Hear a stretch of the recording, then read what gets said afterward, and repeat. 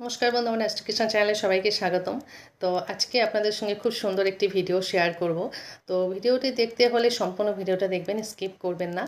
তো ভিডিওতে গিয়ে পুরো সম্পূর্ণ ভিডিওটা দেখবেন, ঠিক আছে? তো জ্যোতিষশাস্ত্রে সাধারণত কিন্তু আমরা হাতে রেখা দিয়ে মানুষের চরিত্র বা মানুষের ভাগ্য কেমন হয় সেটা কিন্তু আমরা বিচার করতে পারি। তা দেখবেন হাতের মধ্যে অনেক রকম রেখা থাকে, ভাগ্যরেখা, শিষ্যরেখা, হৃদয় রেখা, আয়ু রেখা।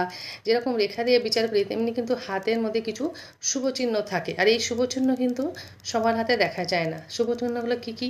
যেমন চতুষ্কোণ, ত্রিভুজ, হাতের মধ্যে এম চিহ্ন, তো এরকম ক্রস চিহ্ন বৃহস্পতিতে থাকলেই ভালো, ক্রস চিহ্ন বাকি জায়গায় থাকলে অশুভত্ব। তো এরকম যে শঙ্খ চিহ্ন, মৎস্য চিহ্ন, এই যে চিহ্নগুলো দিয়ে কিন্তু অবশ্যই একটা ভালো বিচার করা যায়। তো আজকে আলোচনা করব এম চিহ্ন। যাদের হাতে এম চিহ্ন আছে তাদের ভাগ্য কিরম, তারা কতটা সৌভাগ্যবান হয়, কতটা ভালো। তো সেই ভিডিও।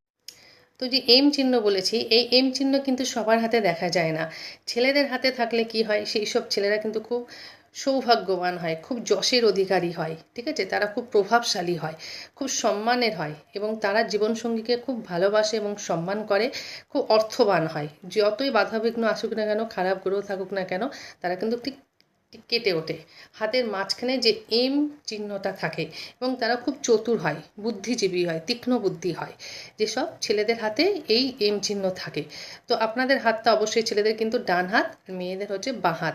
তো অবশ্যই যেসব ছেলেদের হাতটা অবশ্যই পরীক্ষা করে দেখবেন। আমি যে ভিডিওটি, যে ছবিটি দিয়েছি আমি এতে থাম্বনেলে, তো সেটা কিন্তু অবশ্যই দেখবেন যে কীরকম চিহ্ন থাকলে, বা আমি ভিডিওটার মধ্যেও দিয়ে দেবো হাতের মধ্যে কীরকম চিহ্ন থাকলে, বা ভিডিওটা দেখতে থাকলে দেখবেন যে এই এম চিহ্নটা থাকলে কিন্তু তারা খুব সৌভাগ্যশালী হয়, যশের অধিকারী হয়।